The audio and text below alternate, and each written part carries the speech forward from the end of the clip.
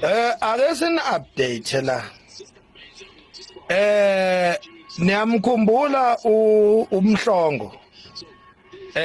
Ubaba uMhlongo lona uSipho Mhlongo, umdidiyeli wamabutho kwaZulu wonke jikelele. Nansi ke update.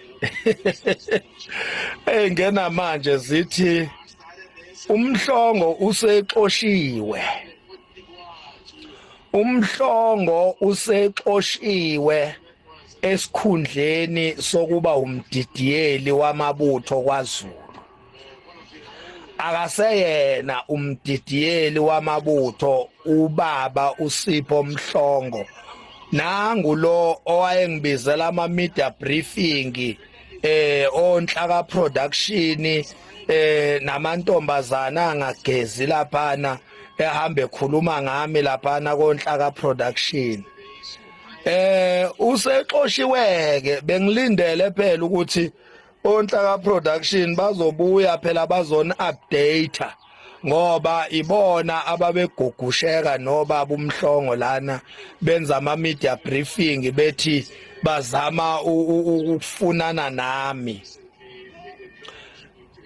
Imxoshileke indoda le ayethu uyayilwela ethulwela yona against mina, imxoshile njoba sikhuluma nje use umuntu phaqa, akaseyena umdidiyeli webutho likaZulu, uxoshiwe uSipho Mhlongo.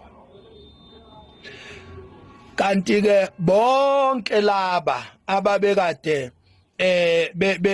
bezwana noButhelezi, ubaba uButhelezi, ubaba uMangosi uthi uButhelezi, bonke labo ababekade besondele eNdlunkulu ngenxa kababa uButhelezi, engena manje zithi baxoshwe bonke.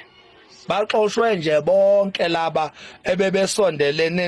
abebesondele esilweni ngenxa kababa uMangosi uthi uButhelezi.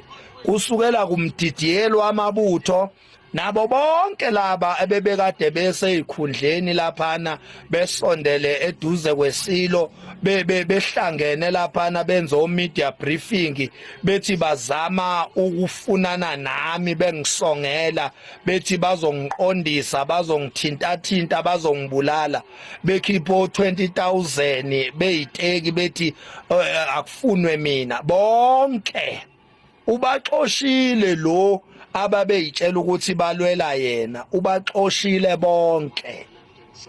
Awusuka nini yeka izodlala iTV. Wathinta uMakhanya udakwe yini, wathinta uMakhanya udakwe yini, wathinta uMakhanya udakwe yini, wathinta uMakhanya udakwe. Nginhlula mina awuyadlala mina, ngingqonqe engqondongqonde enqoba ngokuqhasha qala ogqokweni ibaqobela amaqatha aseqolo maqede baqhaqhazela.